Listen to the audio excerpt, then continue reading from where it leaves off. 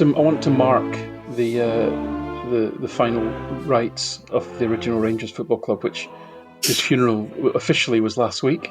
They are formally liquidated and are no more. So I want to come to that. But before, and actually, the reason I mentioned that, teeing it up, segueing beautifully, of course, is that the latter part of what I'm about to say on that is that So here's the last bit first. Is that they're kind of being forced to live within their means. That's essentially what's happening. Now, nobody in the Scottish media and none of their own fans will couch it in those terms, but that's exactly what it is. Because of UEFA FSR, mainly, they are being forced to live within their means. So they've had to, because their wage bill was the largest in Scotland, which is ludicrous when you think about the financial advantage that Celtic has, and it's evident to anyone that can read a set of accounts.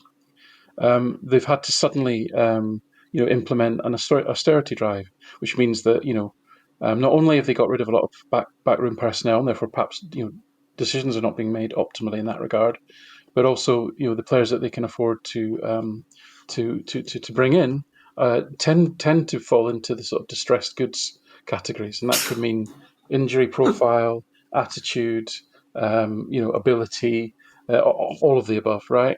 And therefore every signing is a risk in that sense, and you can then end up with what is then added to the mix is you end up with a manager that appears very intransigent about how he sets his team up, how he wants them to play, a team that has very little pace in it, and who's key, and a team that is chronically short of creativity, and whose really their most important creative outlet is declining badly, which is the much maligned James Tavernier. So what you end up with, in terms of answering your question, is how's this going to go? I think they'll still, like Celtic in 2021, they'll still have their 4-0, 6-0 wins at home. But if you look at they've played 8 games so far, right? 5 out of 8 games have had an XG differential of less than 1. Either way, of those 5 games, and it doesn't matter whether we're on the plus or the minus side of that differential, it doesn't matter, right? They've won 2, they've drawn 1, and they've lost 2. Okay? So if they continue to play the way that they did at Kilmarnock, and I don't think that's a stretch to say that they will, because of the playing risks that I've talked about at length, I think they're going to have an awful lot of games. Not Ross County at home, not Dundee at home, not a lot of teams at home, right? But certainly virtually every away game, apart from maybe the bottom 3 or 4 teams in the league, and a few home games against the likes of Celtic, Algorithm FC, Hearts, Aberdeen, right? There's going to be a number of even home games where they're going to be flirting with this less than 1 XG differential, and they're going to drop. At the moment, they're dropping 50% of points, and that quickly cascades. But what makes it even worse is that you've seen the social reaction, the revolting that's going on because of this loss, and that will every point dropped now will just pile the pressure on the board. The board, which I think is one wee dog, his owner, whatever. I don't think anyone in the board, and the manager is just going to pile and pile and pile and pile and pile on. So that's. I mean, and James. I know James rightly, and I agree with him.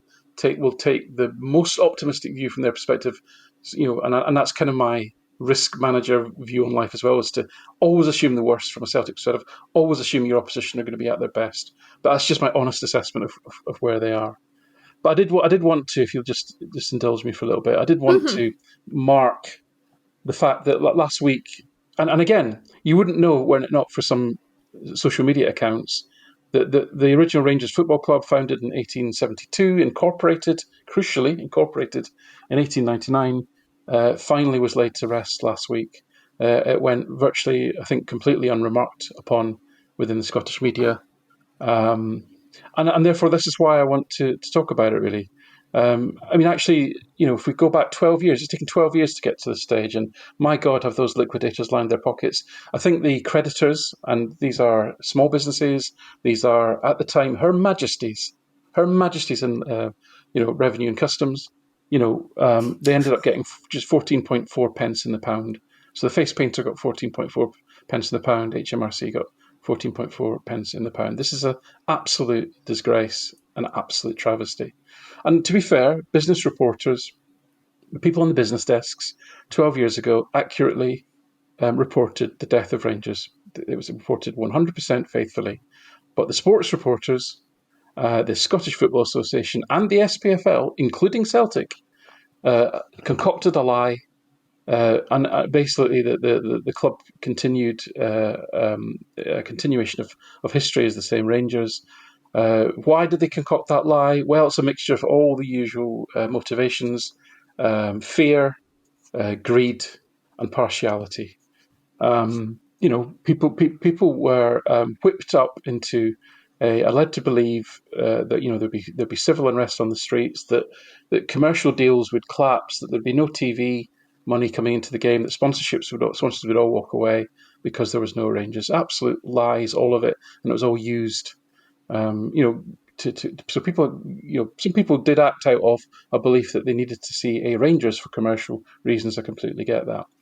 But anyway, what we need to remember is because again, so many lies are told now, have been for 12 years, and it's a long time. It's half a generation, right? There'll be some young folk listening that they might have heard about this, but two things that happened. We need to remember. Rangers generated two major issues. One was a social issue, where they withheld tax and national insurance, and cheated Her Majesty's revenue and customs out of millions and millions and millions of pounds. Okay, and secondly, from a footballing perspective, so this is an industry perspective, and this is all the clubs that compete with Rangers in partnership. They failed to register player contracts with the SFA, rendering nearly 100 players ineligible for every single game that they appeared in over a 10-year period. Right now, the sanction for that anywhere in the world is to default the game. But this is possibly the greatest sporting scandal that's ever been visited upon sport in the United Kingdom. As far as the tax sham was created, what really made that worse was the fact that actually HMRC, there was always a possibility until the court cases started that they'd gone to the table and said, yep, you've got us banged to rights. And this is what Arsenal did, and I think a few other clubs in England. Yep, we agree, you've caught us, let us know what we owe you, we'll pay it, and then we're all good. And we move on. And they would have to have taken maybe as much as a £20 million hit. But what did they do?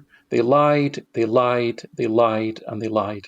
And therefore, when HMRC had to go through the torturous process for all of the courts they had to go through to prove the point, they were never gonna let them off, and they were hung basically in public as an example to the others.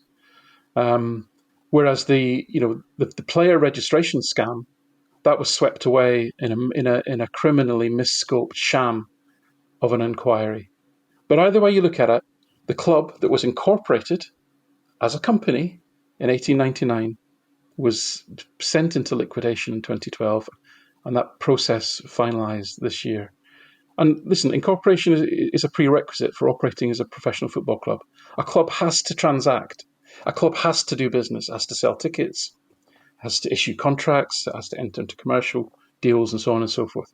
UEFA rules, regulations, legislations are very clear on what a football club is. It has to have that legal personality. The club and the company are one and the same thing. When the football club dies, the company dies, they're dead. And that's it. It's really simple. It's not complicated. They're not unique. They didn't have an original structure. That they didn't have a engine room subsidiary or whatever fucking bollocks the idiots came up with to wash it all away. The irony of it is that people actually forget is there was actually a holding company. There was actually a holding company because if you remember, Rangers Football Club was part of Murray International Group, and David Murray actually had a holding company called Murray International Sports, and Rangers kind of, for reporting purposes, as far as the Murray International Group was concerned, did actually feed into that Murray International Sports. They never got liquidated. It was the football club that got liquidated. It's funny that, isn't it? So, listen, a lie was necessary to enable Charles Green and his merry band, including, and let's remember this, it's important, Charles Green's group of ne'er-do-wells included somebody who was on Interpol's most wanted list. Yes, that's true, right? Because it was felt you had to have a Rangers in Scottish football.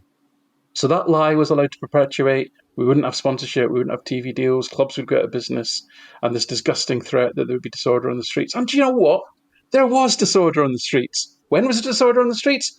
When they won the 55th title. Yes, there was. Now, this is all called moral hazard, okay? So Scottish football basically went down the road of enforcing moral hazard on all of us, entered into willingly by a Peter Lowell-led Celtic, I should add.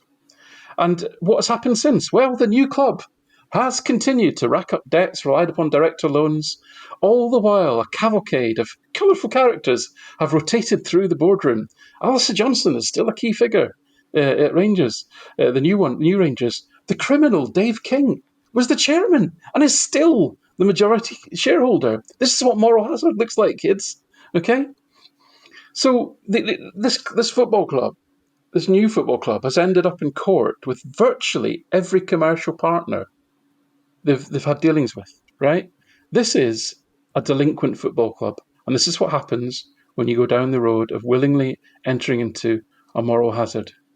So this is where we are today, right? But there is light at the end of the tunnel, because what I will say about Peter Lowell, and he willingly allowed this to happen, and certainly didn't do anything to stop it. Maybe he was limited in what he could do, but certainly the SPFL board were of a mind to let this Frankenstein club to meander its way through Scottish football again. But what also Celtic were central to, and in concert with UEFA licensing committee, was in drafting the new UEFA policies around financial fair play and financial sustainability. It's almost as if the new rules were written with certain delinquent football clubs in mind. So specific were the risks that these rules now seek to address. And therefore, it is very difficult now for this new club, which is actually hamstrung by the same structural disadvantages that the old one was. The structural disadvantages in terms of the financial gap to the Celtic that Fergus McCann built, that led David Murray to overspend using very generous mates rates from the banks that was available to nobody else in Scottish football, and then latterly by cheating Her Majesty and the whole of Scottish football. So although the same people are there, and they've obviously learnt nothing because they're continuing to rack up and spend money on players they don't have, biggest wage bill in Scotland. And so, but what I would leave you, and guess what? Yeah, and what was the result of this? Guess who was in the first 17 clubs to be on an FSR watch list, a UEFA watch list? Yes, you guess it, our favourite delinquent football club. But as I say, it's not all doom and gloom, because the new reality is that they're not going to die. They're not going to get liquidated. The second club isn't going to get liquidated because UEFA FSR will actually protect them from themselves. But it's actually worse what they're now going to be living in. They're going to be living in a hell, in a purgatory of being a distant second to a financially stronger Celtic. Even algorithm-driven Hearts and well-managed Aberdeen may put second place at risk, right? And, the odd cup, they may well win the odd cup, absolutely. But, for those who don't do walking away, and I think it'll be the apathy that really kills their competitiveness in the end, hell mender.